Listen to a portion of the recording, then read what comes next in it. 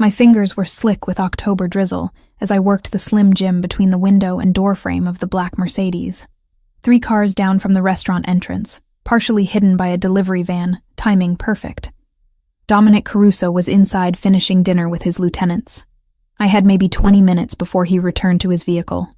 20 minutes to plant a bug that would feed my father everything the Caruso family discussed for the next 3 months. The lock clicked. I eased the door open, slid into the driver's seat, and pulled it closed behind me. The interior smelled like expensive leather and cedar, wealth I'd never touch in my legitimate life as a freelance journalist. My legitimate life. The phrase tasted bitter even in my thoughts. There was nothing legitimate about Samantha Wells anymore. Not since I was 19. I pushed the memory away, focusing on the device in my pocket. Smaller than a quarter, magnetic backing, designed to look like part of the car's wiring harness if anyone happened to check. My father's people had given me explicit instructions. Under the dashboard, left side, near the fuse box. Somewhere it would pick up every conversation that happened in this car. The dashboard release was exactly where the schematic showed. I wedged myself into the footwell, contorting my body to reach the compartment, phone flashlight clenched between my teeth. My heart hammered against my ribs, adrenaline making my hands shake. 7 years. 7 years of doing this, of being his pawn, his weapon, his spy. All because of one terrible night when I was drunk and stupid and got behind the wheel. All because a man died and my father made sure I'd never forget it. Except the man hadn't just died. I'd killed him. Vehicular manslaughter that my father had made disappear through his connections, burying the police report, paying off witnesses, ensuring his only daughter wouldn't rot in prison. The debt I owed him was eternal. Paid in missions exactly like this one. My fingers found the panel, pried it loose. The tangle of wires behind looked exactly like the diagram. I reached for the device in my pocket. The driver's door opened behind me. Cold night air rushed in, carrying the smell of rain and cologne and danger. A hand closed around my ankle, yanking me backward out of the footwell.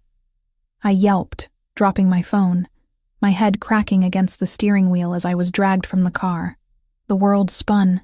Then I was against the wet Mercedes, someone's forearm across my collarbone, rain streaming down my face. Well? The voice was low, accent subtle but unmistakable. Italian. This is interesting. I focused on the man pinning me. Tall, maybe 6'2", with dark eyes that caught the parking lot lights like polished obsidian. His black hair was slightly disheveled from the rain, and a thin scar traced down the right side of his neck, disappearing beneath his collar. He wore a charcoal suit that fit him the way expensive things always fit people who could actually afford them. The top buttons of his white shirt undone, revealing a heavy gold chain. Dominic Caruso. I'd seen photos in my father's briefings, but they hadn't captured the intensity of his presence.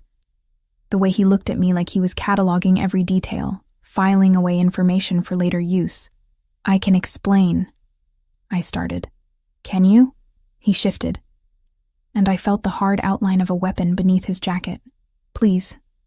I'm fascinated to hear what explanation justifies you breaking into my car. Wrong car. I thought this was mine. Try again.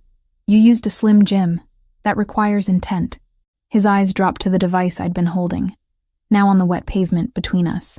He bent, never taking his attention off me, and picked it up, examined it with professional interest. Surveillance equipment. Albanian make, if I'm not mistaken. Which means, he looked back at me, recognition dawning. You're Richard Wells's daughter, Samantha. My stomach dropped. I don't know what you're talking about. Don't insult my intelligence. I've seen your face in surveillance photos. Your father's been very careful to keep you out of the business publicly, but he's used you for exactly this kind of work before. He pocketed the device. What I can't figure out is why you'd be stupid enough to try it on me personally. Maybe your reputation is exaggerated. Something flickered in his expression. Amusement, maybe, or appreciation for audacity. Oh, it's not. Trust me. He stepped back slightly, giving me space but not releasing me entirely. I could run. Should run. But his men were probably positioned throughout the parking lot, and I'd never make it 10 feet. You have 2 choices, Dominic said. his voice dropping lower. Option 1. I call your father right now. Tell him his daughter failed spectacularly at her mission and that I caught her red-handed. You know what happens to people who fail, Richard Wells. I did. I'd seen the consequences. Bodies in rivers, families destroyed, examples made. Option 2? My voice came out steadier than I felt. You work for me now. Feed your father exactly what I tell you to feed him. Pass me everything he shares with you. Become my eyes and ears inside the Albanian organization. He tilted his head, studying my reaction. In exchange, I investigate something for you. A little inconsistency I've noticed in your file. What inconsistency? The accident. The one your father uses to control you. There are some interesting gaps in the police report. Almost like it was constructed rather than recorded.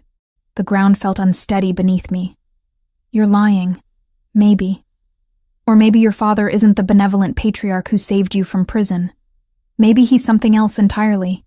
Dominic leaned closer, and I caught his scent properly now. Cedar and rain and something darker, more primal. Either way, you're caught. So what's it going to be, Samantha? Death? Or working for me? The rain intensified, soaking through my jacket, plastering my hair to my face. I looked at this man, this enemy, and felt something unexpected coil in my stomach. Not just fear, something more complicated, more dangerous. If I agree, how do I know you won't kill me anyway once I'm no longer useful? You don't, but you know with certainty what your father will do if I make that call. He pulled out his phone, held it up. 10 seconds to decide. My mind raced through options, each worse than the last. Running meant death. Refusing meant death. Only one choice offered even a chance at survival. Fine, I'll do it. Dominic smiled, and it transformed his face from intimidating to devastating. Smart girl. Let's go somewhere we can discuss the details. Somewhere dry. He guided me toward a different car. A sleek black sedan with tinted windows. One of his men appeared, opening the back door. I hesitated at the threshold. I'm not going to hurt you, Dominic said quietly. If I wanted you dead, you'd already be bleeding on this pavement. Get in. I climbed into the leather interior, and he slid in beside me. The door closed with an expensive thud, sealing us in warmth and silence.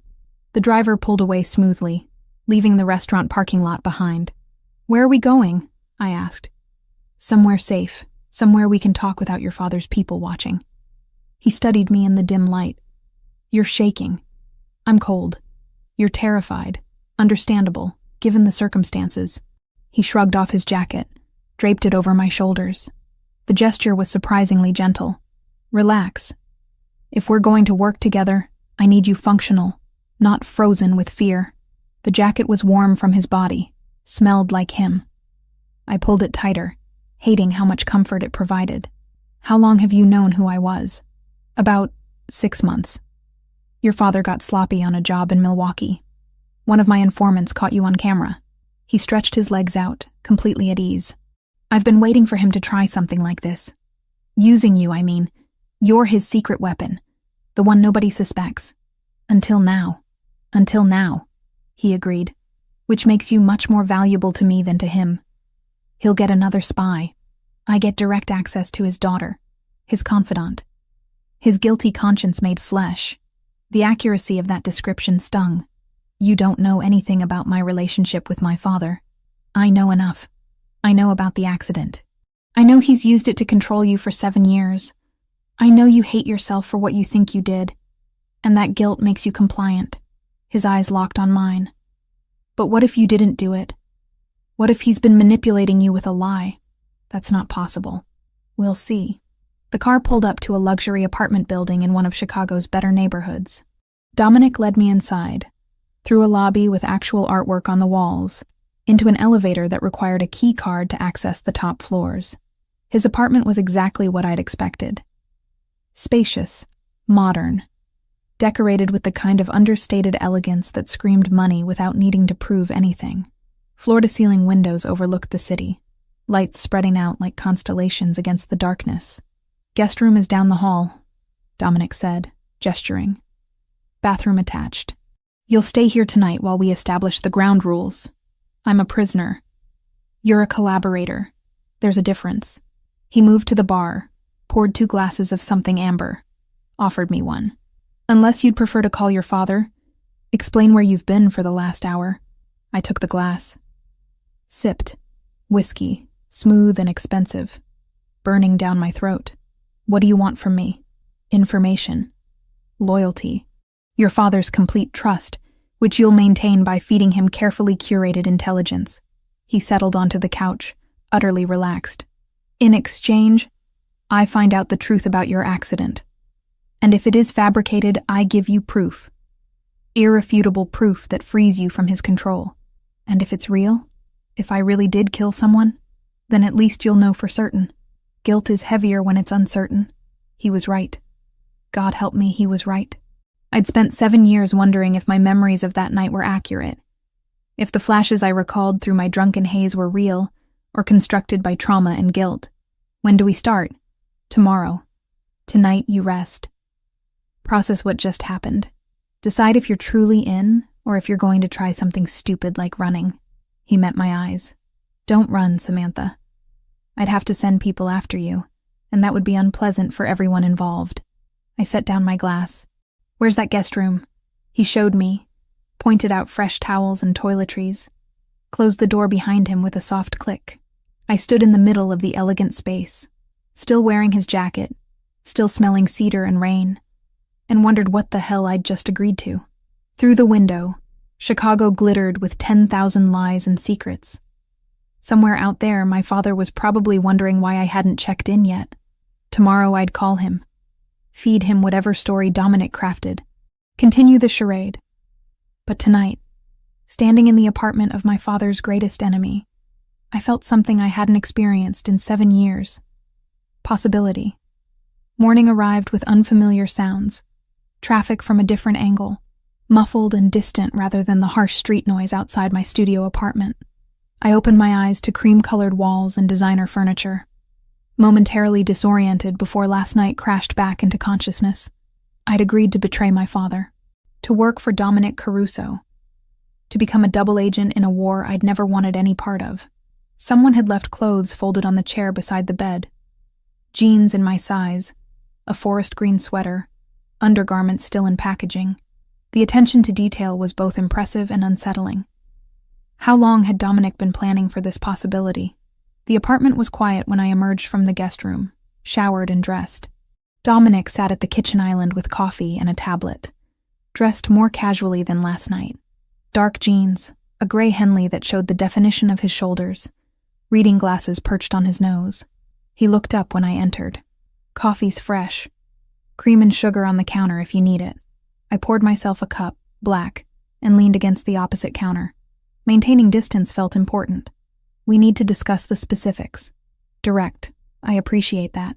He set down the tablet, removed his glasses. Here's how this works. You call your father this morning. Tell him the mission went sideways. You were nearly caught by building security. Had to abort before planting the device. He'll be angry, but he won't kill you for a failed attempt. Not immediately. And then you continue your normal life.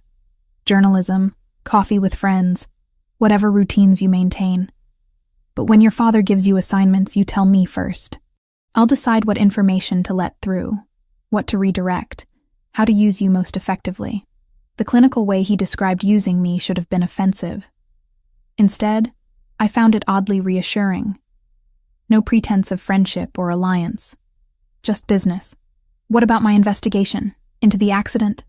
Already started. I have people pulling records, interviewing witnesses from 7 years ago, tracking down the supposed victim's family. He stood, moved to the coffee maker for a refill. Closer now. I caught that cedar scent again.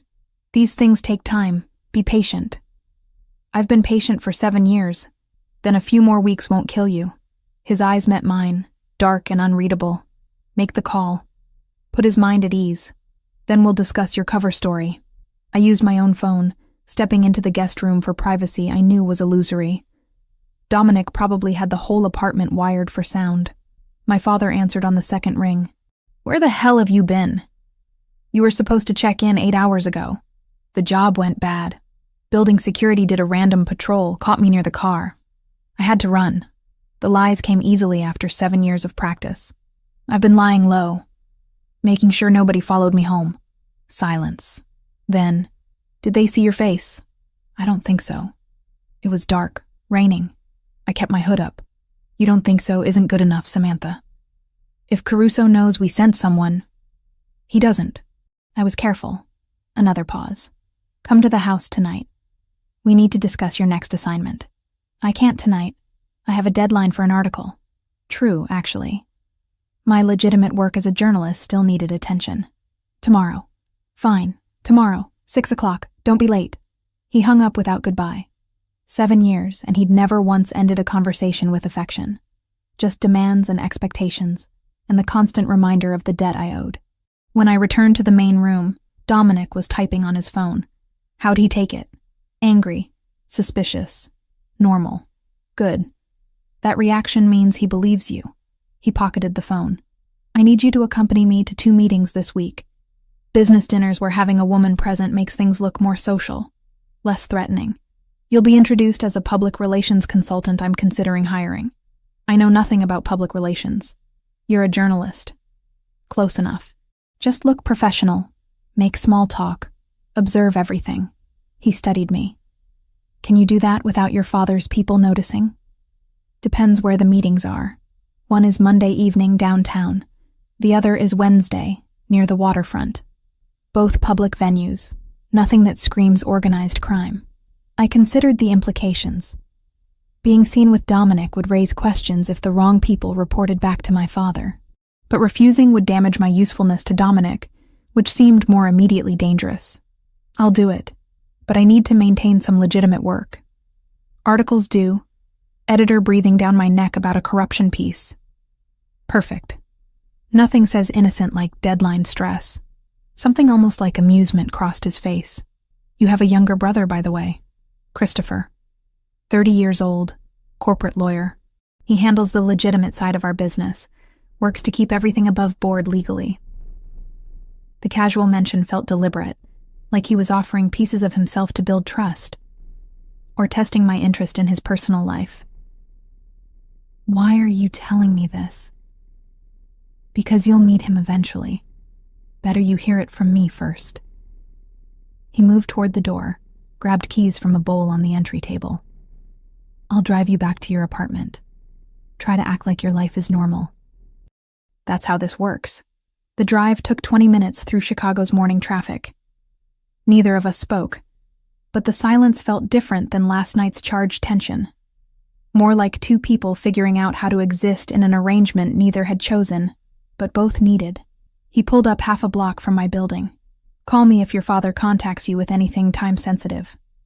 Otherwise, I'll pick you up Monday at 6 for the first meeting. I climbed out, then paused. The investigation. How will I know if you find something? You'll know. I don't keep information that important to myself. His eyes held mine through the open car door. I'm not your father, Samantha. I don't operate through manipulation and guilt. The statement landed with unexpected weight. I nodded, closed the door, watched him drive away before heading inside. My apartment felt smaller after Dominic's luxury space, cramped and cluttered with the debris of a life lived paycheck to paycheck. I'd just settled at my laptop when my phone rang. Kayla, where were you last night? I tried calling 3 times. Guilt twisted in my stomach. Kayla Turner had been my friend since college, the only person outside the criminal world who knew about my father's hold over me. Well, she knew I felt obligated to him. She didn't know about the missions. Research for an article. Lost track of time. At 2 a.m? Try again. I should have known better than to lie to someone who'd known me for 8 years. Can we meet? I'll explain in person. Luna Cafe, 30 minutes. The cafe was crowded with morning rush. Students and professionals grabbing overpriced lattes before work. Kayla sat in the back corner, her editor's eye immediately cataloging my appearance when I slid into the booth across from her. You look exhausted. Rough night. I saw you, Sam. Yesterday evening getting into a car with a man I didn't recognize. Black sedan, expensive. You want to explain that? My mind raced. How much to tell her? enough to satisfy her concern without revealing the full insanity of my situation. It's for a story. Investigative piece about... I grasped for something plausible. About how legitimate businesses in Chicago have ties to organized crime. This guy, he's connected, agreed to give me background information if I keep him anonymous. Kayla's expression said she wasn't buying it completely. And you trust him? I don't trust anyone anymore, but the information could be valuable. Sam, she leaned forward, voice dropping. You're playing with fire. I know you feel like you owe your father everything, but getting mixed up with actual criminals. I'm a journalist. This is what we do. We chase stories other people are too afraid to touch, and sometimes we end up dead for it. The truth of that statement hung between us. She was right to be worried. If she knew the full extent of what I'd gotten into, she'd probably drag me to the police herself. I'll be careful. Promise. She studied me for a long moment, then sighed. At least text me every day so I know you're alive. Deal? Deal. We finished our coffee talking about safer topics. Her struggles with her boss at the newspaper, my upcoming deadline, the new restaurant that had opened downtown. Normal things. Normal conversation. A thin veneer of ordinary life over the chaos beneath. When I got home, there was a message from an unknown number. Just 3 words. Investigation ongoing. Patience. Dominic, reminding me that he was working on his end of our bargain, that somewhere in the archives and records of 7 years ago, the truth about that night might still exist. I spent the rest of the day working on my article about police corruption in the South Side, but my mind kept drifting. To the accident I couldn't quite remember clearly, to my father's convenient rescue and the debt that had defined my adult life, to Dominic's assertion that it might all be fabricated. What if he was right? What if the guilt I'd carried, the weight that had shaped every decision for 7 years, was based on a lie? The possibility felt both terrifying and liberating. If there was no victim, no death, no crime, then there was no debt, no obligation, no chain binding me to my father's will. But that was a fantasy. Hoping for the investigation to free me was dangerous. Hope had a way of making the truth hurt worse when it finally arrived. Monday came too quickly. Dominic picked me up exactly at 6, driving a different car this time. A dark blue sedan that looked expensive, but not ostentatious. I'd dressed professionally, charcoal slacks and a cream blouse, trying to look like someone who actually worked in public relations. The restaurant was elegant without being flashy, the kind of place where business got conducted over wine and appetizers. Dominic introduced me to 3 men whose names I immediately cataloged for later. They treated me with polite interest, asking surface-level questions about my supposed expertise in reputation management. I played the part, drawing on my journalism background to sound knowledgeable about media strategy and public perception. Dominic watched with what might have been approval, his hand occasionally resting on the back of my chair in a gesture that looked casual, but felt calculated. We were building a story, a narrative these men would repeat to others. The Caruso boss consulting with media experts, legitimizing his operations, thinking about public image. It was smart, made him look forward-thinking rather than criminal. On the drive back, Dominic was quiet for several blocks before speaking. You did well tonight. Natural performer. 7 years of lying to my father taught me how to wear masks. That's not a skill most people develop. You should be proud of it. Pride isn't exactly what I feel. He glanced at me, something shifting in his expression. The investigation is yielding interesting results. Inconsistencies in the police report. Missing documentation. A victim whose background seems manufactured. My breath caught. You're certain? Not yet, but I will be soon. His eyes returned to the road. When I have proof, you'll be the first to know. And then, Samantha, you'll have a choice to make about what comes next. The weight of that promise settled over me as we drove through Chicago's night-lit streets. Somewhere in the city, my father was probably planning my next assignment. Somewhere else, the truth about my past was waiting to be uncovered. And between those two forces, I was walking a line that got thinner every day. 2 weeks into our arrangement, Dominic handed me my first real test. We sat in his apartment office, late afternoon sunlight cutting through the windows, and he laid out the trap, with the precision of a surgeon explaining a procedure. Your father wants information on our shipments through the Southport. Tell him we're moving product Thursday night, a private berth in the Lake Calumet Industrial Corridor, around midnight. Be specific about the cargo containers, the security detail, everything. I stared at the notes he'd written. You want me to send my father's people into an ambush. I want to eliminate a threat while demonstrating your value to him. He'll be impressed you got solid intelligence. What happens when his men arrive is unfortunate but necessary. People will die. People in this business die regardless. At least this way, it serves a purpose. His dark eyes met mine without apology. You need to decide if you're committed to this or if you're going to develop a conscience at the worst possible moment. The accusation stung because it was accurate.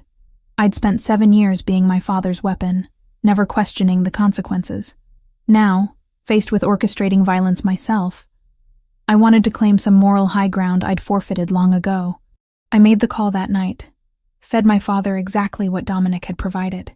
He sounded pleased, almost proud, which was so rare I felt physically sick when I hung up. Thursday came and went. I tried not to think about what was happening at a private berth in the Lake Calumet Industrial Corridor, while I worked on an article about city council corruption. Friday morning, the news reported 3 bodies found near the waterfront, gang violence suspected, no arrests made. 3 men dead because I'd given my father false information. I threw up twice before noon. My father called that afternoon. We need to talk. Tonight. 6 o'clock. The summons carried weight I couldn't ignore. I texted Dominic, who responded immediately. Go. Act normal. Scared is fine. Guilty is not. I drove to my father's house in the suburbs, a sprawling colonial I'd grown up in and now couldn't stand to visit. He'd bought it with money earned through extortion and trafficking, every brick paid for with someone else's suffering. The housekeeper let me in without warmth. Nobody who worked for Richard Wells wasted energy on pleasantries. He sat in his study, whiskey already poured, expression carved from granite. I'd seen that face my entire life, cold calculation disguised as paternal concern. Sit. I sat in the chair across from his desk, the same one I'd occupied countless times as a child, being lectured about responsibilities and family loyalty. The information you provided was compromised. 3 of my men are dead, 2 are in custody facing murder charges. The entire operation was a setup.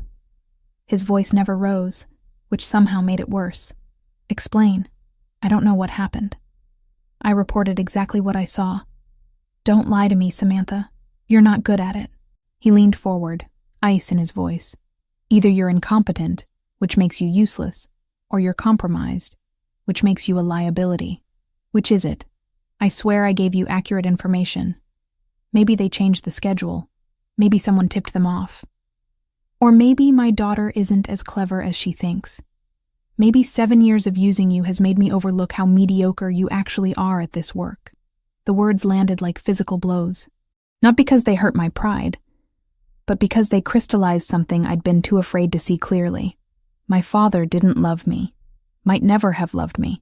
I was a tool, a resource, valuable only as long as I produced results. I'm sorry, I heard myself say, hating the automatic apology. Sorry doesn't resurrect the dead or free the captured. Sorry is what weak people say when they've failed. He stood, moved to the window, hands clasped behind his back. I'm giving you one more chance. Redeem yourself or accept that you're done being useful to me. And you know what happens to people I can't use. The threat wasn't subtle. When I left 20 minutes later, hands shaking as I gripped the steering wheel, I understood with perfect clarity that my father would kill me if I became more trouble than I was worth. 7 years of service, of obedience, of sacrificing my own life to pay a debt. None of it had earned me any protection. Just temporary value that could evaporate the moment I stopped being useful. I drove to Dominic's apartment without consciously deciding to. He answered the door in dark jeans and a black t-shirt, took one look at my face, and pulled me inside. What happened? He doesn't care. About me. About any of it. I'm just a tool he uses until I break. The words tumbled out, ugly and raw. 3 men are dead because of information I provided, and all he cares about is that I failed him. Sit down. I'll get you water. I don't want water. I stopped, not sure what I wanted. How do you do this? Live in this world where human lives are just pieces on a board? Dominic returned with water anyway, pressed the glass into my hands. You think I don't struggle with it? Every order I give, every decision I make, I'm aware of the cost. But I also know that in this life, hesitation kills more people than action ever does. That's not an answer. It's the only answer I have. He sat beside me, close enough that I caught his scent. Cedar and something darker. My father ran this organization before me. He believed in ruling through fear, through violence so extreme that people wouldn't dare oppose him. I watched him beat men half to death for minor infractions. Saw him torture someone for information about a missing shipment, then kill them anyway once he got what he needed. I turned to look at him. Really look at him. How old were you? 12 when it started. 19 when he died and I took over. Something raw flickered in his eyes. I promised myself I'd be different, more strategic, less brutal. But different doesn't mean soft, and it definitely doesn't mean innocent. I've ordered death, Samantha. I've hurt people. The difference is I own it. I don't pretend it's anything other than what it is. And that makes it okay? No. It makes it honest. He held my gaze. Your father manipulates through guilt and obligation. Makes you think you owe him everything while he gives you nothing. That's worse than what I do, because at least the people who work for me know exactly what they're signing up for. I wanted to argue, to find some moral distinction that made my father less monstrous than Dominic. But the truth sat heavy in my chest. My father had built my entire adult life on a lie, used guilt and debt to control me, never once showing actual love or concern. Dominic, for all his criminal activity, had been more honest with me in 2 weeks than my father had been in 7 years. You think I'm pathetic, I said quietly. I think you're trapped. There's a difference. He reached out, tucked a strand of hair behind my ear in a gesture so unexpectedly gentle it made my breath catch. But you don't have to stay trapped. That's what the investigation is for. To give you a choice. The air between us felt charged, electric. I should have moved away, maintained professional distance. Instead, I leaned closer. You're just like him, I said. But it came out wrong. Not an accusation, a question. I'm nothing like him. His hand cupped my jaw, thumb brushing my cheekbone. And I'll prove it. How? Instead of answering, he stood, held out his hand. Come with me. He led me to his car, drove for 20 minutes to a part of Chicago I didn't recognize. A community center in a neighborhood that had seen better decades. Windows barred, paint peeling. Inside, it was surprisingly warm. Children's artwork covered the walls, and I could hear laughter from somewhere deeper in the building. A woman in her 50s approached, smiled when she saw Dominic. Mr. Caruso, we weren't expecting you today. Just showing someone the program. Is Maria around? In the back with the after-school group. Dominic guided me through hallways until we reached a large room where maybe 20 kids worked on homework, played games, ate snacks provided by volunteer staff. He explained quietly that this center served families affected by gang violence, offering childcare, tutoring, meals, counseling, all funded anonymously through a network of donations that he personally organized. Families torn apart by what we do, he said. Doesn't fix anything, but it's something. More than your father's ever done for anyone. I watched a small girl color carefully at a table, tongue poking out in concentration, and felt something crack open in my chest. Dominic wasn't pretending to be good. He wasn't claiming moral superiority. He was just trying to balance scales that would never be balanced, acknowledging responsibility while still operating in a world defined by violence. On the drive back, I said, I'm sorry for accusing you of being like him. You weren't entirely wrong. We're all capable of terrible things in the right circumstances. The question is what else we're capable of. He glanced at me. You're capable of more than you think. More than your father ever let you become. Back at his apartment, tension simmered between us. Dominic poured wine, and we stood in his kitchen, separated by 3 feet that felt like miles and inches simultaneously. Thank you, I said, for showing me the center, for being honest. Honesty is easier than you'd think when you've got nothing to hide. Everyone has something to hide. Maybe, But I'd rather you see exactly who I am, flaws included, than build some fantasy that'll shatter later. He moved closer, deliberately invading my space. You want to know the real difference between me and your father? I'm giving you a choice. Right now.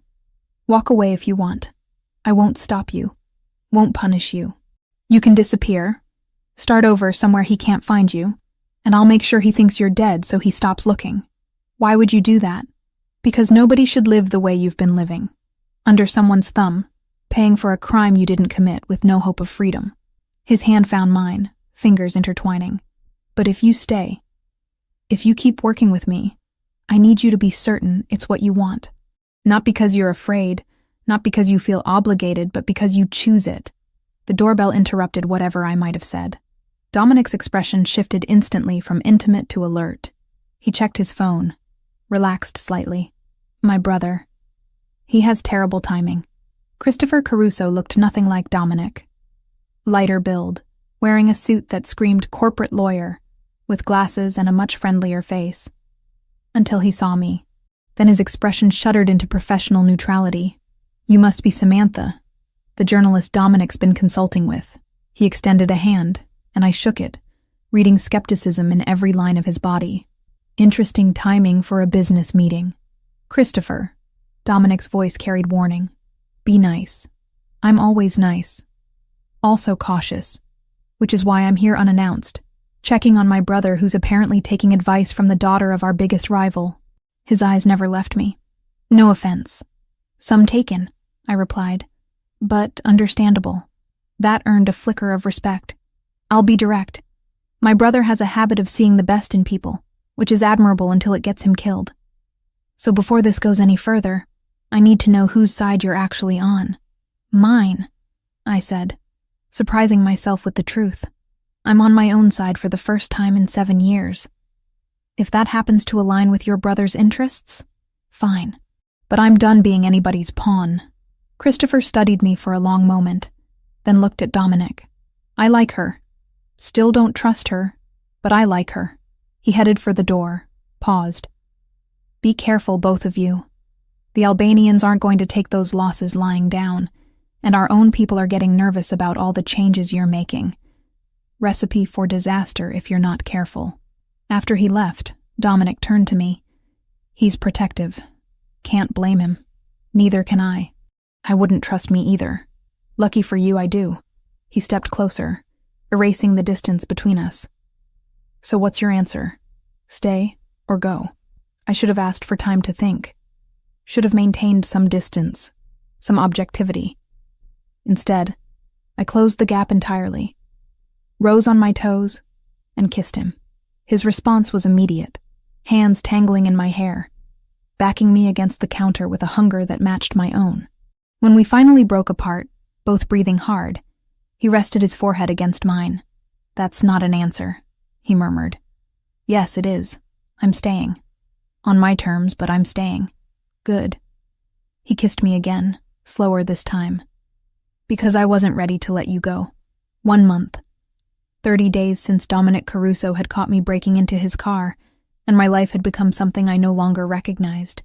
Half of those nights I'd spent in his bed, learning the geography of scars across his shoulders, the way he said my name when we were tangled together in the darkness. The other half I spent alone in my apartment, pretending I still had boundaries. The investigation results came on a Tuesday afternoon.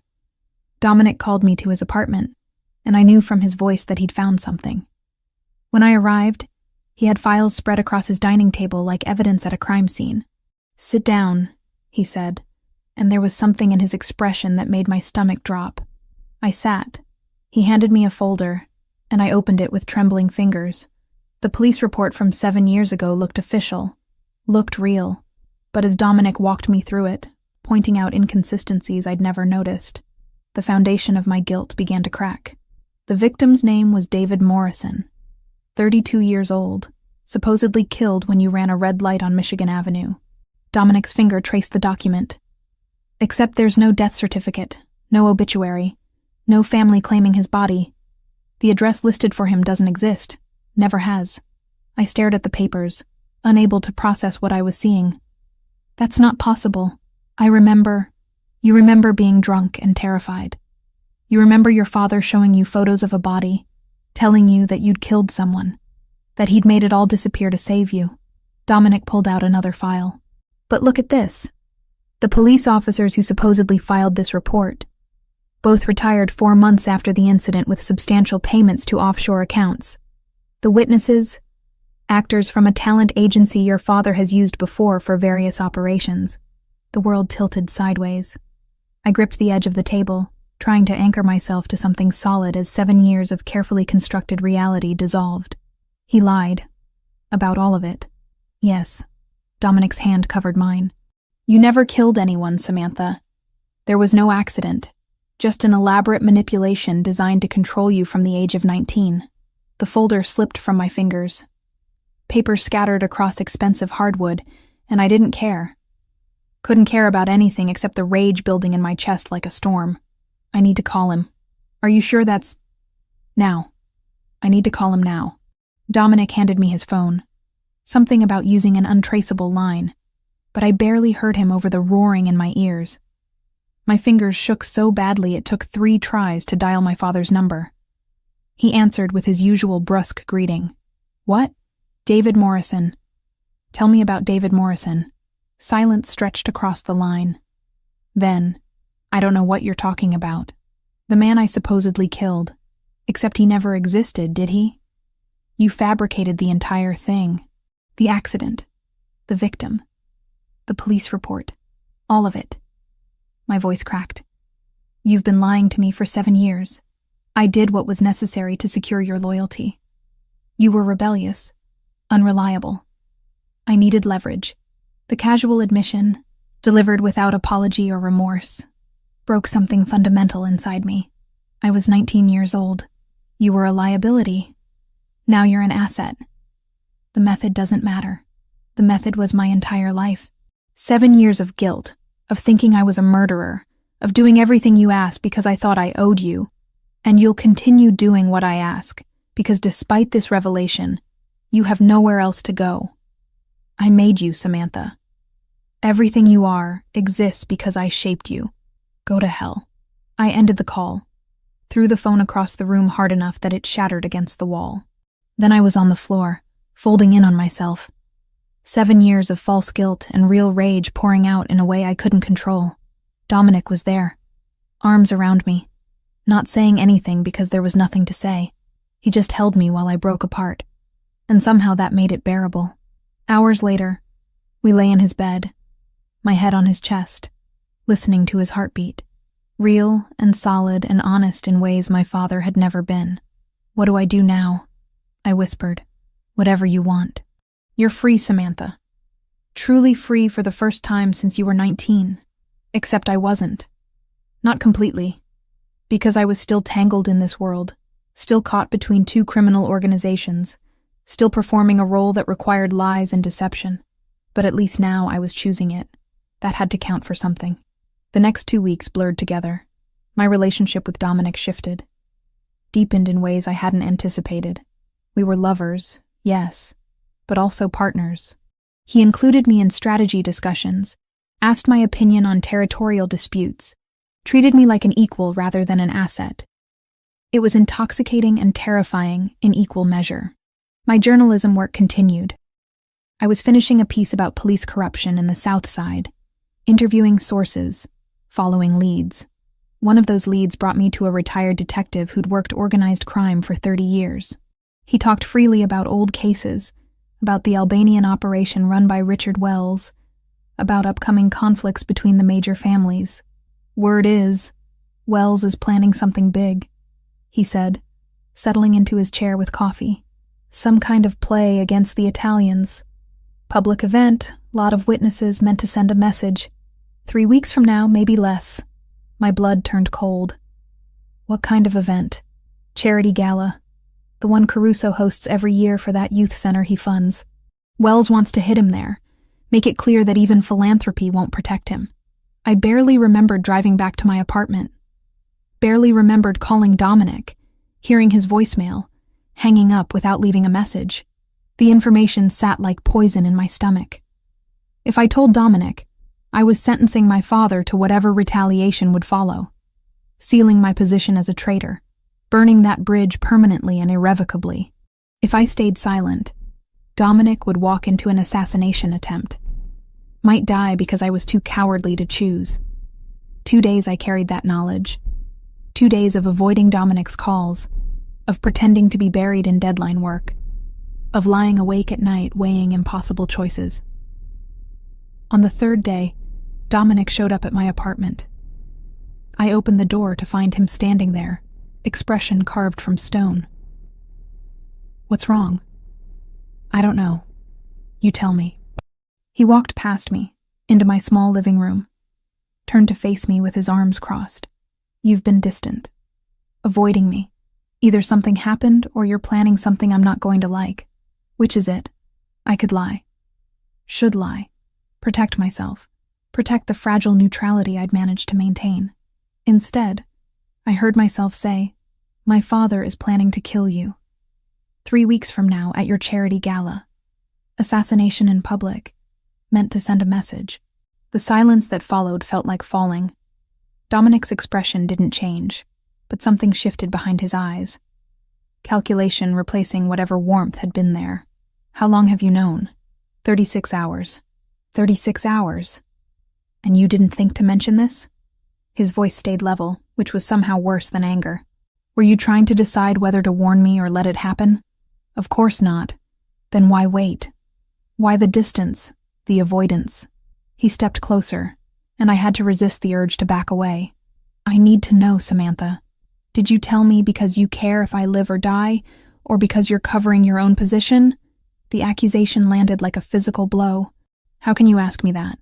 Because 36 hours ago, you found out your father wants me dead, and your first instinct was to keep it to yourself. That tells me everything I need to know about where your loyalties actually lie. My loyalty is to the truth, to finally being honest about everything after 7 years of lies. Fury rose to match his. You want to know why I hesitated? Because telling you means destroying whatever relationship I have left with my father. It means committing completely to this, to you, to a life I never chose. That's terrifying, Dominic. I'm allowed to be terrified. Terrified is fine. Waiting 36 hours while I walk around completely exposed is not. I'm telling you now. That should count for something. It does.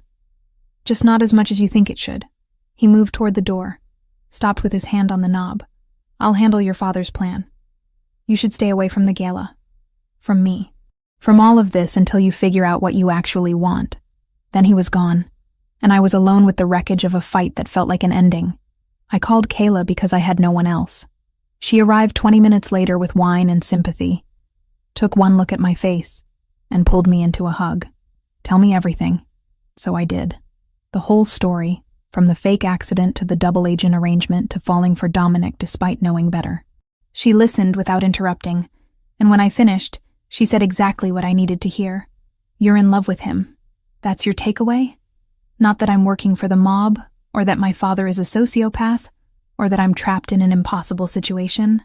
All of those things are true. But the reason you're this destroyed is because you love Dominic Caruso, and you're terrified he won't forgive you. She poured us both more wine. So what are you going to do about it?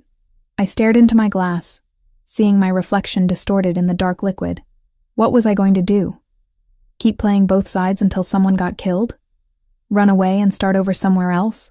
Or finally, definitively, choose? I don't know, I admitted. But I think I'm about to find out. 10 days after I told Dominic about the assassination plot, my father discovered I'd betrayed him. I found out the old-fashioned way. 6 armed men showing up outside my apartment building at 2 a.m. I woke to my phone vibrating with Dominic's name on the screen. His voice was clipped, urgent. Don't leave your apartment. Your father's people are on their way. I'm 5 minutes out. How do you know? One of his men is on my payroll. Has been for 6 months. Get away from the windows and stay down. I crawled to my bathroom, the only room without exterior walls, and crouched in the tub with my phone clutched in shaking hands. Through the apartment walls, I heard boots on stairs. Voices speaking Albanian in harsh whispers. They were coming for me. To drag me back to my father. Or more likely, to kill me for choosing Dominic over blood loyalty. Gunshots shattered the night. Not inside my building, but close. Street level. Maybe the parking lot. More shots. Rapid fire. The distinctive crack of multiple weapons. I pressed myself deeper into the tub, making myself as small as possible, praying the cast iron would stop stray bullets. My phone buzzed. Text from Dominic. Stay put. Handling it. The shooting stopped as abruptly as it started. Sirens wailed in the distance, getting closer. Someone pounded on my door. Samantha, it's me. Open up. Dominic's voice. I stumbled out of the bathroom, unlocked the door with trembling fingers. He stood there in tactical gear I'd never seen him wear. Kevlar vest over dark clothes, a gun still in his hand. Behind him, 2 of his men flanked the hallway. Are you hurt? His free hand cupped my face, eyes scanning for injuries. No. What happened? Your father sent a crew to collect you. We intercepted them before they reached your floor. He holstered his weapon, pulled me against his chest. You can't stay here. Pack what you need. 5 minutes. The police. We'll find 6 Albanian gangsters with weapons and no witnesses. We were never here. He released me, stepped back. Move, Samantha. Now. I grabbed essentials. Laptop, documents, clothes, toiletries, throwing everything into a duffel bag without thought or organization. Dominic stood guard at my door, speaking quietly into his phone, coordinating whatever cleanup operation would erase evidence of his involvement. We left through the back entrance, avoiding the chaos at the front where police were arriving. In his car, reality crashed over me in waves. I can't go back now. To my apartment, my normal life, any of it. No. Dominic agreed, navigating side streets away from my neighborhood. You made your choice tonight. Everyone will know it by morning. 2 of his men died, wounded. They'll live to tell your father exactly who stopped them. He glanced at me. This is real now. No more pretending you're neutral. No more playing both sides. You're with me, publicly, and that makes you a target. The weight of that settled into my bones. I'd crossed a line that couldn't be uncrossed. My father would consider me dead to him at best, actively hunt me at worst. The Albanian organization would see me as a traitor. Anyone loyal to my father's operation would know I'd chosen his greatest enemy. I'd burned my old life to ash, and there was no going back to sift through the remains. Dominic's apartment became my home. Not temporarily, not as a safe house, but home. My clothes hung in his closet. My toothbrush sat beside his. My laptop occupied space on his dining table. We fell into routines. Morning coffee together, him handling business while I worked on articles. Evenings tangled in each other, trying to forget the danger circling closer every day. Security became omnipresent. 2 guards stationed outside the building at all times, cameras monitoring every entrance, bulletproof glass in the windows. I couldn't leave without escort, couldn't go anywhere without Dominic or his men shadowing my movements.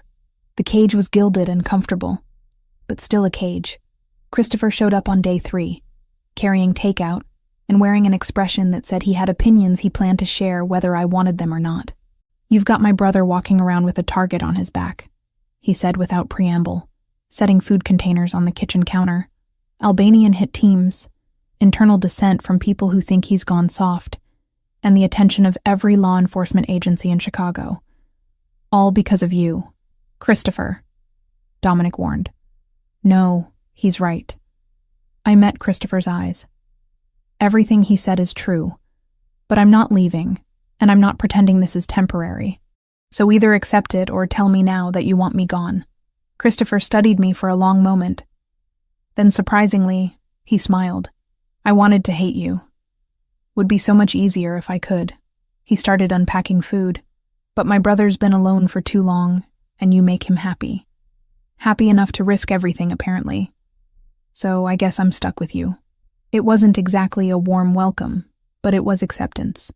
We ate together, and Christopher told stories about growing up with Dominic, about their father's brutality, and how Dominic had shielded him from the worst of it. Understanding dawned. Christopher wasn't suspicious of me because he doubted Dominic's judgment. He was protective because he'd already watched his brother sacrifice too much for family. My journalism work took an unexpected turn, I started investigating the Albanian organization with the same techniques I'd used on corrupt politicians and dirty cops, following money trails, interviewing sources, building cases from fragments of information.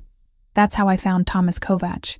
He'd been the chief accountant for my father's operation for 12 years, handling the complex web of shell corporations and offshore accounts that laundered drug money into legitimate businesses. But Thomas had a conscience that had been eating at him, and a daughter who'd overdosed on heroin 2 years ago. Heroin that had come through my father's distribution network. I met him in a diner on the far south side, somewhere neutral and public. He looked older than his 53 years, worn down by guilt and grief. "I can give you everything," he said over coffee that neither of us drank. "Transaction records, wire transfers, names of every official your father has paid off. Enough to put him away for 30 years. But I need protection. Federal protection. I can arrange that. Can you? You're Richard Wells's daughter. How do I know this isn't a trap?" I pulled out my phone, showed him photos of my destroyed apartment, police reports from the shooting. "Does this look like I'm on good terms with my father? He tried to have me kidnapped 4 days ago. I want him gone as badly as you do." Thomas examined the evidence, then nodded. "Set up the meeting. But I want immunity in writing before I hand over a single document." I called Dominic from my car. "I found our leverage. We need to contact the FBI. That's a dangerous move. Everything about this is dangerous. But if we're going to end this without more bodies piling up, we need the law on our side." Silence stretched across the line. "Then, I'll make some calls. We have a contact in the bureau who owes me a favor." 36 hours later, Thomas Kovac sat across from 2 FBI agents in a secure location, backed by lawyers Dominic had provided, and detailed 12 years of financial crimes. The agents left with enough evidence to build a RICO case that would dismantle my father's organization from the inside out. The hit came that night. I'd gone to my old apartment to retrieve more belongings, accompanied by 2 of Dominic's guards. We were loading boxes into the car when the shooting started. Not at us. At my car. 16 bullets tore through the metal and glass, destroying the vehicle but missing all 3 of us because we'd been standing 20 feet away. Message delivered. My father knew about Thomas, knew I'd arranged the FBI meeting, and wanted me to understand that nowhere was safe. Dominic showed up personally to collect me, fury carved into every line of his face. On the drive back, he said, "The charity gala is in 2 weeks. Your father's going to make his move then. Public, violent, designed to humiliate me before he kills me. So we cancel it." "We're not canceling. We're turning it into the trap he thinks he's setting." His hand found mine. "I'm going to use myself as bait, draw out his people, capture them, end this permanently. And if something goes wrong, then you'll be somewhere safe, far away from the blast radius." He pulled up to his building, killed the engine, turned to face me. "I need you to trust me. Can you do that?" I thought about everything that had brought us here. The lies my father had told, the manipulation, the wasted years of guilt. Then I thought about Dominic. Complicated and dangerous, but honest about exactly who he was. A man trying to be better than his father while still operating in a world that rewarded violence. "I trust you," I said, and meant it with everything I had. He kissed me like it might be the last time, desperate and consuming, and I kissed him back with equal intensity. When we finally pulled apart, both breathing hard, he rested his forehead against mine. 2 weeks. Then this is over. One way or another. 2 weeks until the gala. 2 weeks until my father made his play. 2 weeks to prepare for the confrontation that would define everything that came after. I'd spent 7 years under my father's control, believing I owed him my life. Now I understood the truth. I didn't owe him anything. Not loyalty, not obedience, not even the courtesy of mercy. When this was over, when the FBI had their case and the dust settled, my father would finally face consequences for everything he'd built on lies and blood, and I would be free. The ballroom glittered with Chicago's elite pretending to care about disadvantaged youth while they sipped champagne and networked. I watched it all unfold through a laptop screen from a secure location 3 miles away, cameras positioned throughout the venue feeding me live footage. Dominic had insisted, "You're not coming to the gala. Non-negotiable." We'd fought about it for 2 days before I accepted the reality. My presence would complicate everything. The Albanian shooters knew my face, might hesitate or change tactics if they saw me. Better to be safely removed, monitoring from a distance while Dominic put himself directly in the crosshairs. Christopher sat with me in the safe house, another laptop open beside mine, tracking different camera angles. His usual corporate polish had been replaced with tactical efficiency. Earpiece connected to Dominic's security team, gun resting on the table within easy reach. "He's at the podium," Christopher said unnecessarily.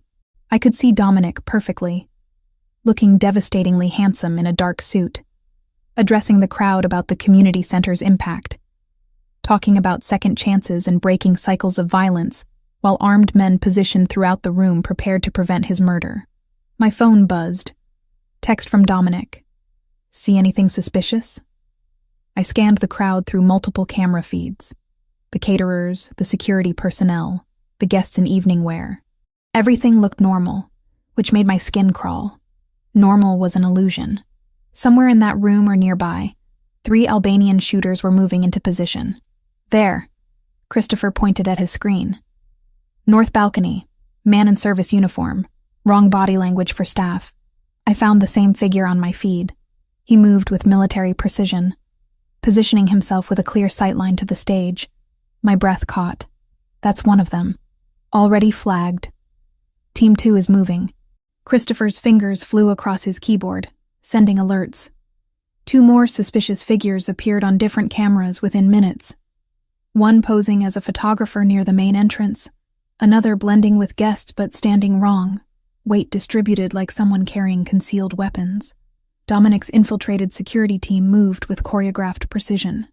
The fake photographer was approached by 2 men in legitimate security uniforms, asked for credentials he couldn't provide.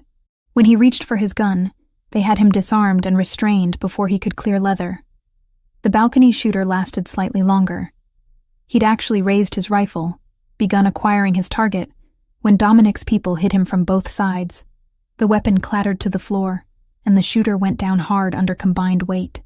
The third assassin recognized something had gone wrong. He abandoned his position, tried to blend with panicking guests as security announced an emergency evacuation. But Dominic's people had every exit covered. They took him down in the lobby, professional and efficient. Christopher received communication through his earpiece, relayed it to me. All 3 shooters in custody, no casualties. Stand by for secondary phase. Secondary phase meant the FBI raids happening simultaneously across Chicago.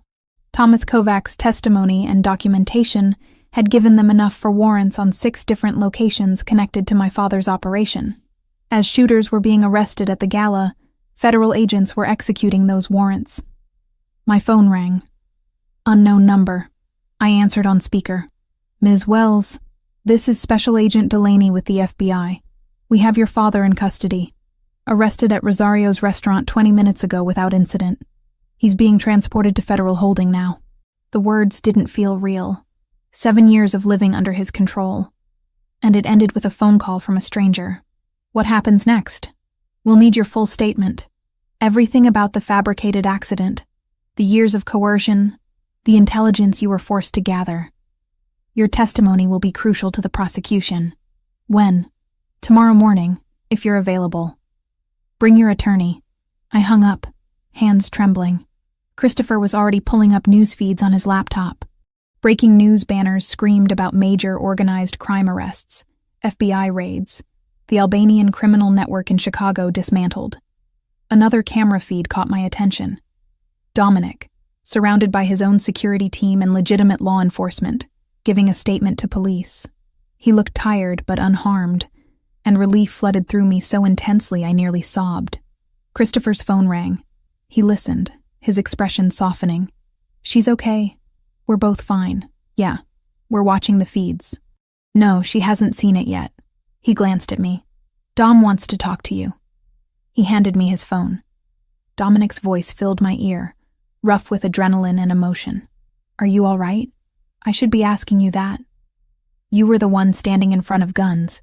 Guns that never had a chance to fire. The plan worked perfectly. Background noise suggested he was moving, probably being escorted out of the building.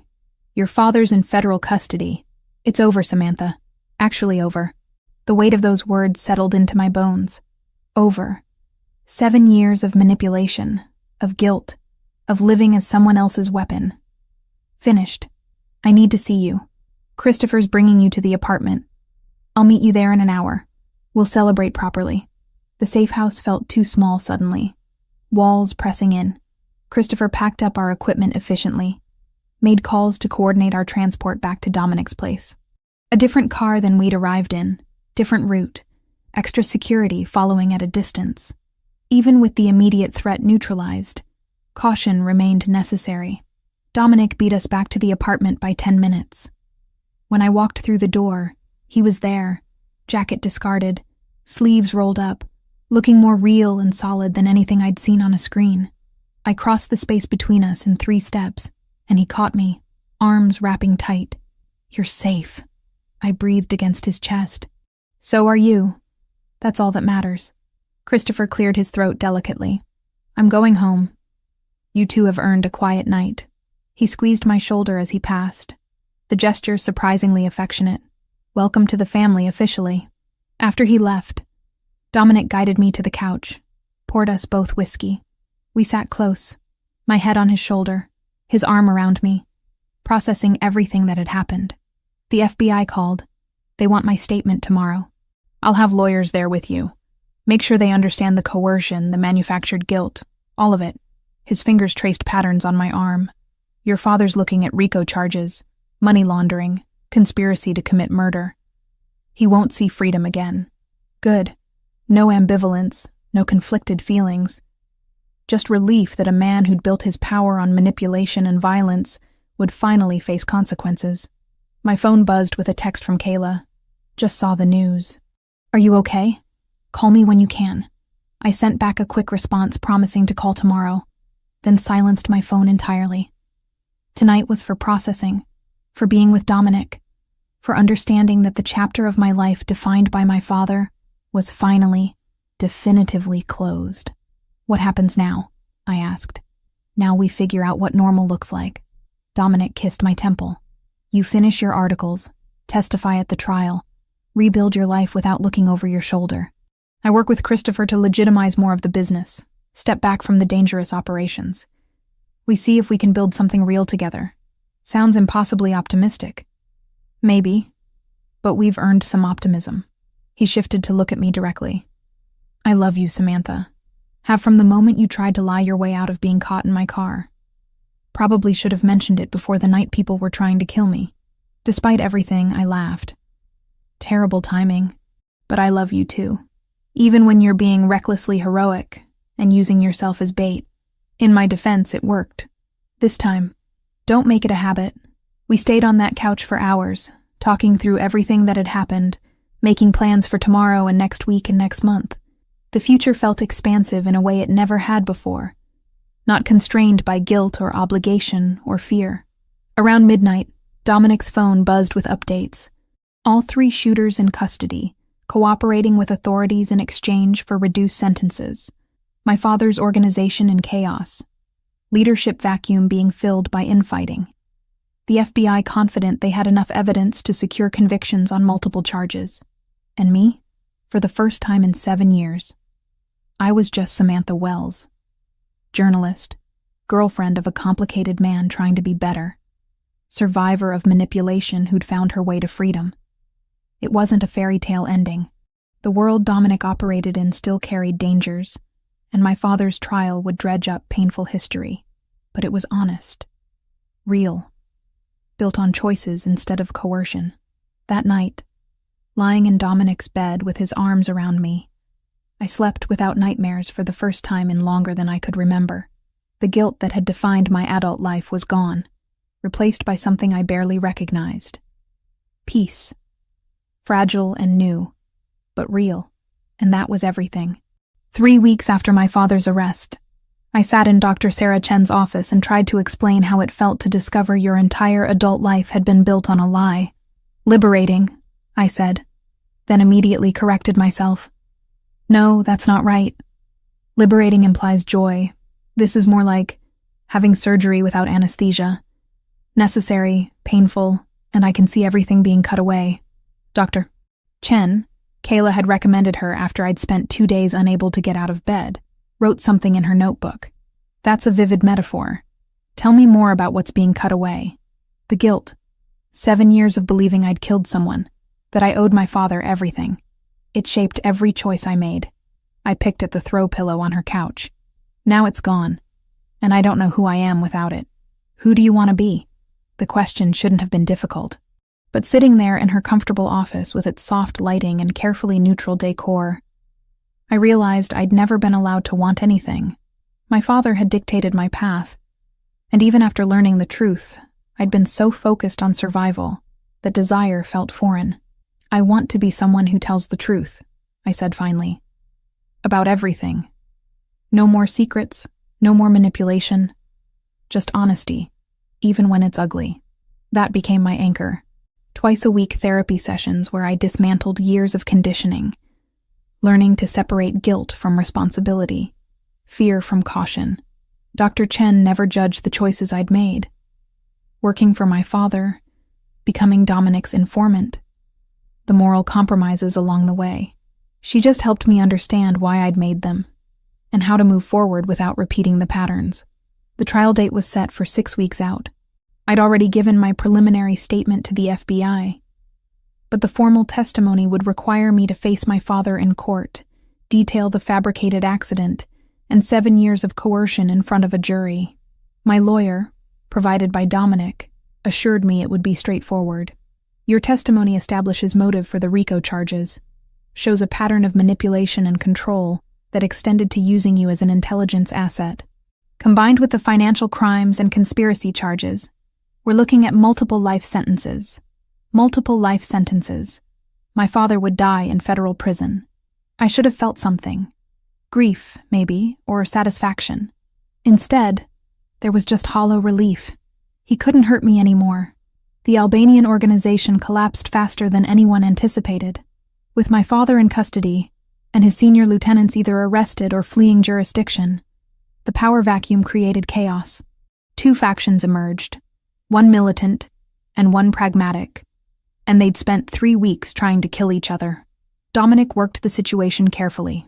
Christopher handled the legal negotiations while Dominic met with the moderate faction's representatives in neutral locations, always with security, always with contingency plans. I was at the apartment when he returned from the final negotiation. He looked exhausted, tie loosened, jacket slung over his shoulder. It's done. They accepted the territorial agreement. Northern routes and import operations go to them. We maintain the south side and consolidate our legitimate holdings. He poured himself whiskey, drank it in one swallow. 3 blocks of the city aren't worth more bloodshed. They know it. I know it. Finally, everyone's tired enough to admit it. I crossed to him, wrapped my arms around his waist from behind. That's a good thing. It's a pragmatic thing. Good is relative. But he covered my hands with his, accepting the comfort. Christopher wants you at dinner next week. Family dinner, he specified. With his wife and kids. That's progress. That's him finally accepting you're permanent. Dominic turned in my arms, studied my face. How was therapy? Productive. Painful. Both. I rested my forehead against his chest. Dr. Chen thinks I'm making good progress. Says I'm developing healthier coping mechanisms. Does she know you're sleeping with a criminal? She knows I'm with someone who's complicated but honest with me. That's what matters to her. I looked up at him. And you're working to be less of a criminal. That counts for something. He smiled, the expression softening his usually intense features. Christopher has a timeline. 3 years to legitimize 60% of operations. 5 years to be completely clean. It's aggressive but possible. What happens to the people who don't want to transition? They find other employment. I'm not forcing anyone to change, but I'm not maintaining operations that put unnecessary targets on our backs. He tucked hair behind my ear. I want a life with you, Samantha. A real one. That requires getting out of situations where federal prosecutors might decide I'm worth investigating. My journalism work had become my salvation. I'd started writing immediately after the gala, channeling everything I'd learned into a series of investigative articles about familial coercion and organized crime. How children of criminals were groomed, manipulated, used as assets. I'd changed names, altered details enough to protect sources, but the core truth remained. The series was picked up by a national magazine. Suddenly, editors who'd never responded to my pitches were calling with assignments. A literary agent reached out about expanding the articles into a book. My freelance income tripled. Kayla met me for coffee to celebrate, hugging me so hard I couldn't breathe. "I'm so proud of you. This is real journalism, Sam. Important work. It's therapy disguised as investigation. I'm just writing about what I lived through. That's exactly why it matters. Nobody writes about this stuff from the inside." She stirred her latte unnecessarily. "How are you doing?" "Really? Better. The nightmares have decreased. I can think about my father without feeling like I'm going to throw up. Small victories. Those are huge victories." She reached across the table, squeezed my hand. "And Dominic? You two are solid? As solid as anything in this situation can be. He's trying, Kayla. Actually trying to build something different. Good. Because you deserve someone who's as committed to changing as you are." Christopher's dinner happened on a Saturday evening at his house in the suburbs. His wife Emma was warm and welcoming. Their 2 daughters, 7 and 9, treated me like a fascinating curiosity. The younger one, Sophie, asked directly if I was going to marry Uncle Dom. "Sophie!" Emma looked mortified. But Dominic just laughed, ruffled Sophie's hair. "That's between your uncle and Samantha. Stop being nosy." After dinner, while Emma got the girls ready for bed, Christopher poured wine for the 3 of us in his study. He raised his glass formally. "To family, blood and chosen." We drank, and I felt something settle into place. This was acceptance. Not just tolerance, but genuine welcome into something I'd never really had. A family that functioned on trust instead of manipulation. "I was wrong about you," Christopher said bluntly. "Thought you were using my brother, or that you'd turn on him when things got difficult. But you chose him over everything else you had. That matters. I didn't have much to choose over," I admitted. "You had your father's organization, your identity as his daughter. Those aren't nothing, even if they were built on lies. You walked away from all of it." He looked at Dominic. "She's good for you. You're different. Lighter somehow. Like you finally believe there's a way out." "She made me believe it's possible," Dominic said quietly. "That's worth more than anything." The trial preparation consumed my days. Hours with lawyers, reviewing testimony, preparing for cross-examination. They warned me that my father's defense would try to paint me as an unreliable witness, someone with motivation to lie. But the evidence, the fabricated police reports, the fake death certificate, Thomas Kovac's financial records, supported everything I claimed. I asked my lawyer if I'd have to see my father in court. "You'll have to look at him when identifying him for the jury, but you don't have to make eye contact beyond that. Focus on the prosecutor, on the jury, anywhere else." The thought of seeing him again made my skin crawl. Dr. Chen helped me prepare, running through visualization exercises, teaching me grounding techniques for when anxiety spiked. "He has no power over you anymore," she reminded me. "He's in federal custody. He can't hurt you. The worst he can do is look at you, and even that is temporary." My investigative series won a regional journalism award. I stood on a stage in front of industry professionals, accepting recognition for work born from the worst period of my life, and felt profound gratitude that I'd survived to tell the story.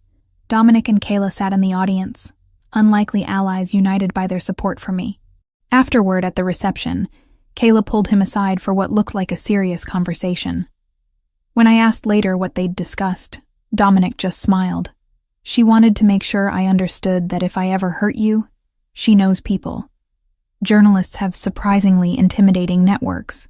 She threatened you? Promised me consequences. I respect that. Shows she loves you." 68 days after my father's arrest, Dominic and I lay in bed talking about the future. Not the immediate future of trials and testimony, but the distant one where we might be free of all this. "What would you do?" I asked. "If you could do anything, be anyone, what would you choose?" He was quiet for a long time, fingers tracing patterns on my shoulder. "Something legitimate. Maybe security consulting. I know how to protect people, how to assess threats."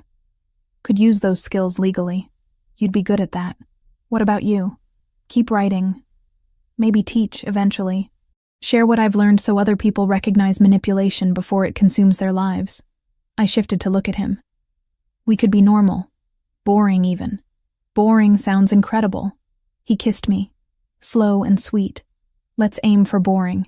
The preliminary hearings for my father's trial started the following week. I wasn't required to attend, but I watched news coverage obsessively, needing to see him diminished, contained, powerless. The cameras caught him in an orange jumpsuit, shackled, being led into court. He looked smaller than I remembered. Older. Ordinary. That night, I slept without medication for the first time since the arrest. Progress, Dr. Chen called it when I told her. Reclaiming my life, piece by piece, day by day. 3 months from the night Dominic caught me breaking into his car, I was becoming someone new. Someone who told the truth, who chose her own path, who loved a complicated man working to be better. It wasn't the life I'd imagined at 19. It was better, harder, messier, but genuinely mine. 6 months after my father's arrest, I stood in the visitor's room of a federal prison and waited for the man who'd stolen 7 years of my life. The trial had lasted 3 weeks. I'd testified for 6 hours, detailing the fabricated accident, the years of manipulation, the missions he'd forced me to complete. The jury deliberated for 4 days before returning guilty verdicts on all counts. 28 years in federal prison. He'd be 80 when released, if he lived that long. My therapist had suggested this visit, not for his benefit, but for mine. Closure doesn't require forgiveness, Dr. Chen had said. Sometimes it just requires seeing them reduced to what they actually are. Human, powerless, no longer capable of hurting you. Richard Wells shuffled into the room in prison orange, hands cuffed, looking smaller than I remembered. Older. The authority he'd wielded my entire life had been stripped away, leaving behind an ordinary man facing decades behind bars. We sat across from each other, separated by a table that might as well have been a chasm. "I have nothing to say to you," he started, voice flat. "Good, because I'm not here for conversation. I'm here to tell you that I've moved on, that your control ended the moment you were arrested, and I'm building a life you'll never touch." I kept my hands folded, my voice steady. "You destroyed 7 years of my life with a lie, but I'm taking back everything that comes after. You betrayed your own blood, sided with my enemies. You deserve everything that's coming to you." The words should have hurt. A year ago, they might have, but sitting across from him, seeing him powerless and bitter, I felt only pity. I testified truthfully. "That's not betrayal. That's justice." I stood. "This is the last time we'll speak. I wanted you to know that I'm happy, that I found someone who treats me like an equal instead of a possession, that my career is thriving, that everything you tried to prevent me from becoming, I'm becoming anyway. You think you've won, but you'll always be my daughter. That stain doesn't wash off. You're right, I am your daughter, but I'm also so much more than that. And unlike you, I'm free." I walked out without looking back. The guard escorted him away, and I returned to the parking lot where Dominic waited in the car. He took one look at my face and pulled me into his arms. "How do you feel?" "Like I can finally breathe." The journalism award ceremony had been 3 months ago, but editors still contacted me weekly with assignments.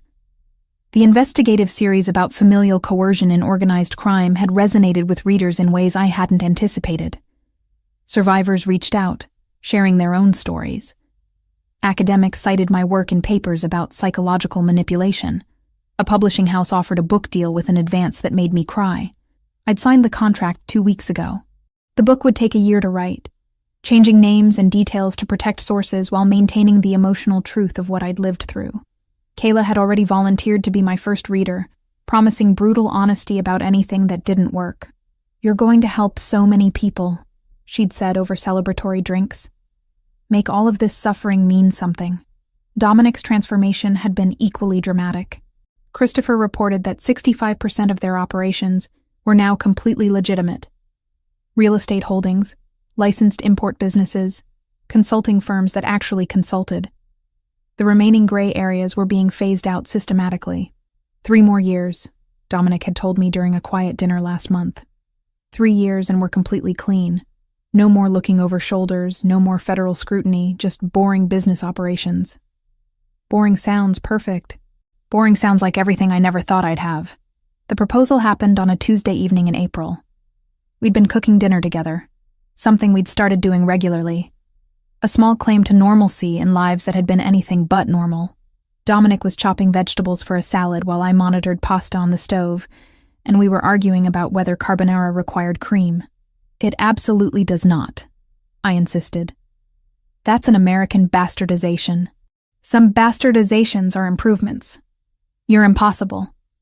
He set down the knife, wiped his hands on a towel, and pulled a small box from his pocket. I'm also serious about wanting to spend the rest of my life arguing with you about pasta recipes. The ring was simple. A single diamond on a platinum band, elegant without being ostentatious. Exactly what I would have chosen if he'd asked. Samantha Wells, will you marry me?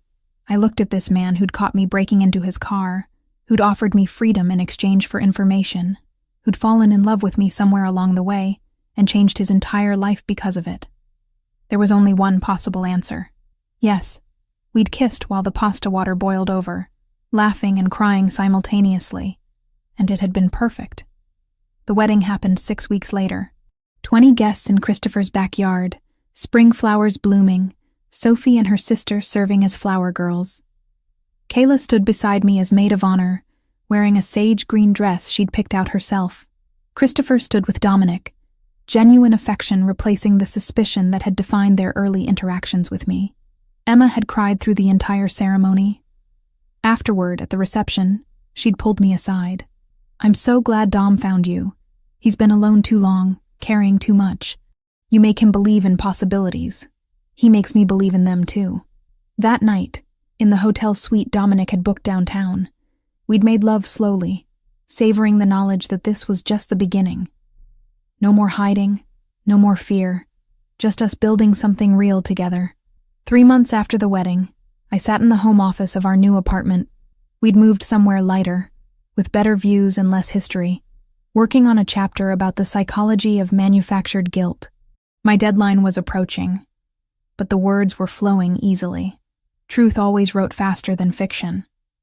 Dominic appeared in the doorway holding 2 mugs of coffee, prepared exactly how I liked it. He'd learned my preferences through observation, the same careful attention he applied to everything he cared about. How's the writing? Good. I'm on Chapter 7, dissecting how criminal organizations use family bonds as leverage. I accepted the coffee gratefully. Dark stuff, but necessary. He settled into the chair across from my desk, his own mug cradled in both hands. Christopher finished negotiating the sale of our last gray area operation yesterday. As of next month, we're completely legitimate. 2 years ahead of schedule. Turns out a lot of people were ready to change. They just needed someone to give them permission. He smiled, the expression transforming his usually intense features. I'm starting the security consulting firm in January. Already have 3 corporate clients interested. That's incredible. It's terrifying. And hopeful.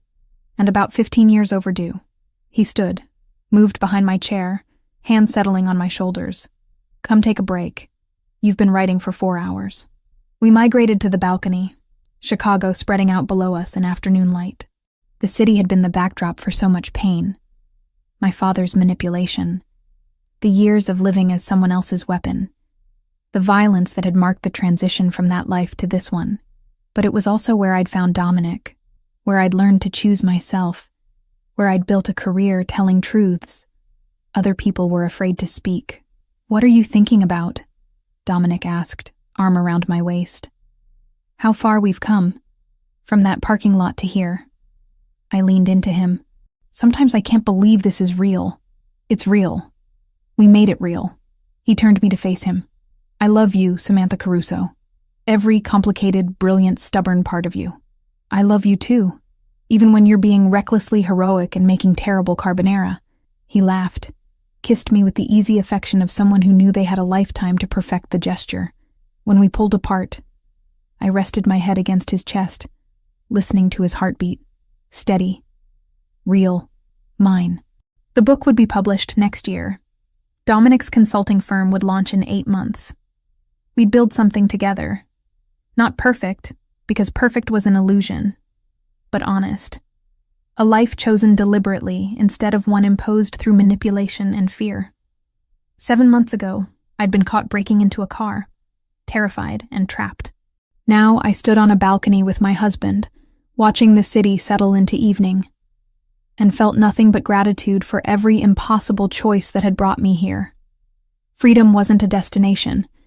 It was a practice, something you claimed and reclaimed every day through honesty and courage, and refusing to let anyone else define your worth.